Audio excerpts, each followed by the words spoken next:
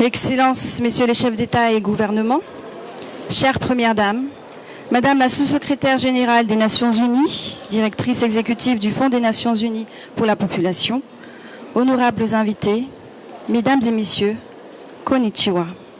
L'honneur m'échoit de m'adresser à vous au cœur de cet événement, la 7e conférence internationale de Tokyo pour le développement de l'Afrique, qui nous réunit ici à Yokohama City, au pays du soleil levant. Je tiens d'abord à remercier la générosité du gouvernement et du peuple japonais pour l'accueil chaleureux et pour l'organisation de la TICAD. Je suis honorée par la présence remarquable de toutes les délégations ainsi que par notre distingué panel d'aujourd'hui. Cela témoigne de la dynamique, de la diversité et de l'inclusion des défenseurs de l'élimination de la violence basée sur le genre. Merci à toutes et à tous de l'attention que vous portez sur ce sujet grave et important. Excellences, Mesdames et Messieurs, nous allons consacrer du temps à discuter de la violence basée sur le genre, sur les droits et la protection de la femme et de la jeune fille. Et nous avons de bonnes raisons de le faire. C'est un sujet dont on parle souvent, sans parvenir à appliquer toutes les solutions et résolutions pour lesquelles la plupart de nos pays se sont engagés. Zéro violence basée sur le genre pour l'avenir de l'Afrique. Et je voudrais vous dire qu'ensemble, nous pouvons. Mon nom est Mial Radzuel, Première Dame de Madagascar, fondatrice de l'association FITI, ambassadrice de l'UNFPA pour la lutte contre les violences basées sur le genre, mais le plus important, maman de 3 enfants. Des enfants que j'ai d'ailleurs laissés seuls, comme des grands, en période de rentrée scolaire. Ils ne m'en veulent pas pour autant, je le sais. Je m'en veux plus à moi-même. Les mamans dans la salle sauront de quoi je parle. Ils ne m'en veulent pas car ils savent que cet engagement que j'ai pris, celui de défendre la cause des plus faibles, des femmes et des enfants, me tient particulièrement à cœur. Ils savent que le combat que je mène est aussi le leur. Selon les estimations, 35% des femmes dans le monde subissent à un moment de leur vie des violences physiques ou sexuelles de la part d'un partenaire intime ou des violences sexuelles de la part d'une autre personne. On estime qu'en 2017, 87 000 femmes dans le monde ont été intentionnellement tuées. Plus de la moitié, soit 58%, ont été tuées par leurs conjoints ou des membres de leur famille. Cela signifie que chaque jour, en moyenne dans le monde, 137 femmes sont tuées par un proche. Plus d'un tiers, environ 30 000, par un conjoint ou ex-conjoint.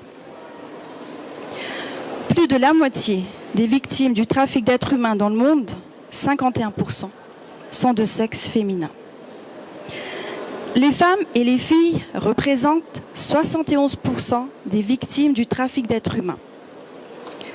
Concernant le trafic d'enfants, 75% sont des filles et 3 individus sur 4 de sexe féminin sont victimes d'exploitation sexuelle au sein de ces trafics. On estime qu'à l'heure actuelle, 650 millions de femmes et de filles dans le monde ont été mariées avant l'âge de 18 ans. En Afrique de l'Ouest et en Afrique centrale, plus de 4 jeunes femmes sur 10 ont été mariées avant leur 18e année. Le mariage d'enfants se solde souvent par une grossesse précoce, un isolement social. Il interrompt la scolarisation, limite les possibilités de la jeune fille et l'expose davantage à la violence familiale. Nombreuses sont celles qui contractent le VIH-Sida. Dans 30 pays disposant de données représentatives, au moins 200 millions de filles et de femmes, actuellement en vie, ont subi des mutilations génitales. Dans la plupart de ces pays, la majorité des filles a subi une excision avant l'âge de 5 ans. Environ 15 millions d'adolescentes de 15 à 19 ans ont subi des rapports sexuels forcés à un certain moment de leur vie. De 11 à 15 ans, au niveau mondial, un élève sur 3 a été victime d'intimidation par ses camarades à l'école. Et ce phénomène se produit au moins une fois par mois pour les filles et les garçons qui sont exposés. Cependant, les garçons sont davantage la cible des intimidations physiques que les filles.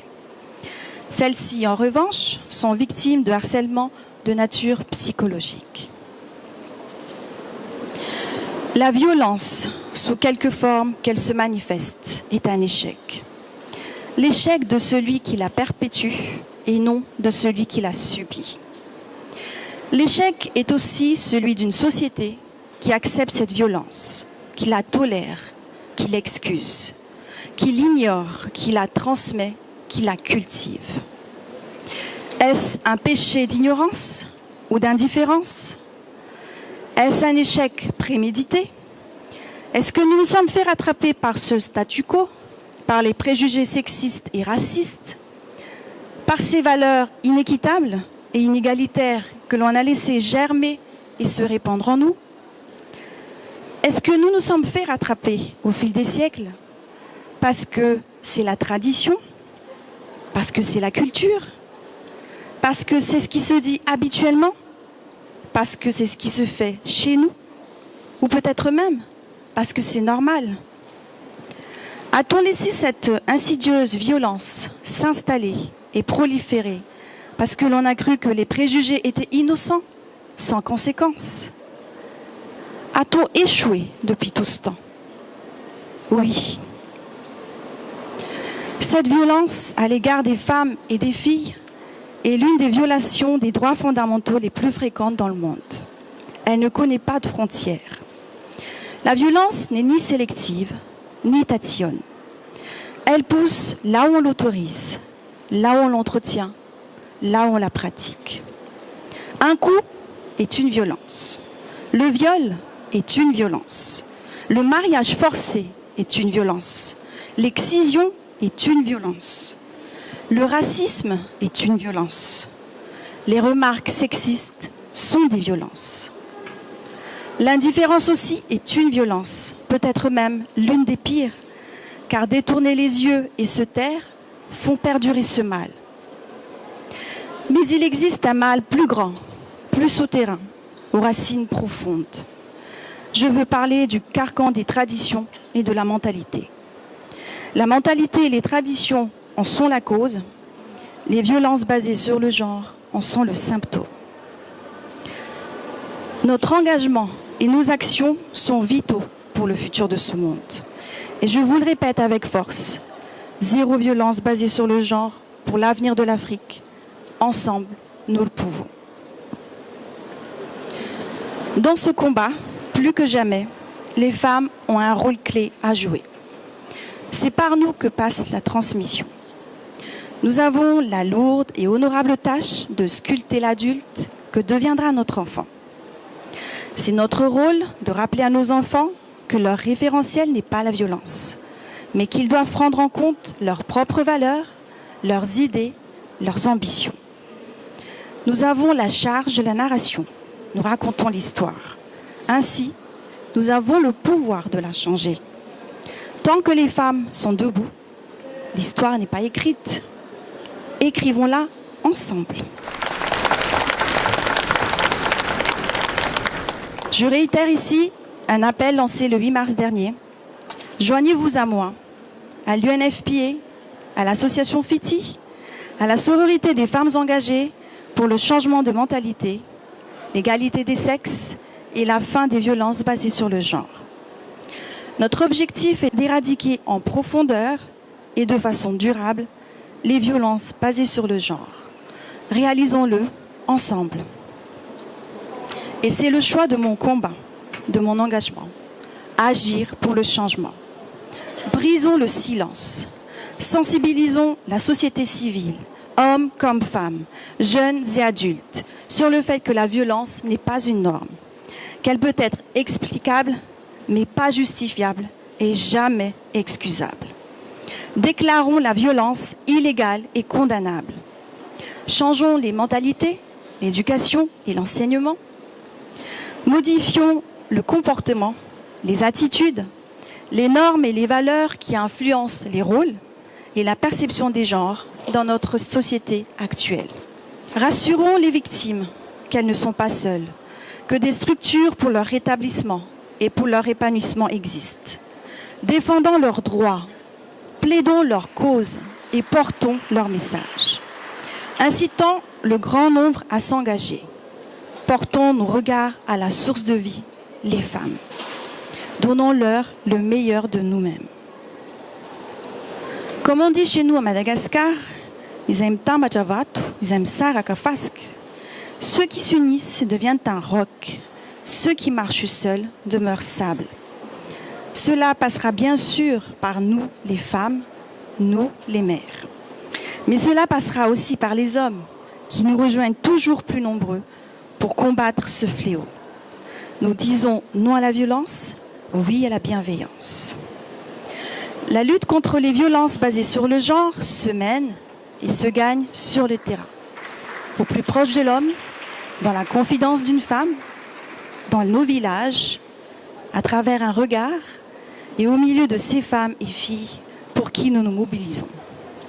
À cet égard, l'UNFPA et l'association FITI que je préside ont déjà conjointement réalisé la mise en place et l'équipement de 2 unités de brigades féminines de proximité dans la capitale Antananarivo et dans une province au sud du pays. Nous soutenons activement la campagne de sensibilisation de la lutte contre les violences basées sur le genre. Nous avons initié les conventions avec les ministères compétents et partenaires pour la création d'une plateforme chargée de la rédaction d'une loi qui sera très prochainement discutée à l'Assemblée nationale. Notre participation est également effective dans les différentes conférences internationales relatives à notre sujet, comme par exemple à Oslo et au Niger. Mesdames et messieurs, je préfère les actes à la parole et je pense en avoir déjà trop dit. Je sais surtout que le chemin est long et que le travail qui nous attend est colossal.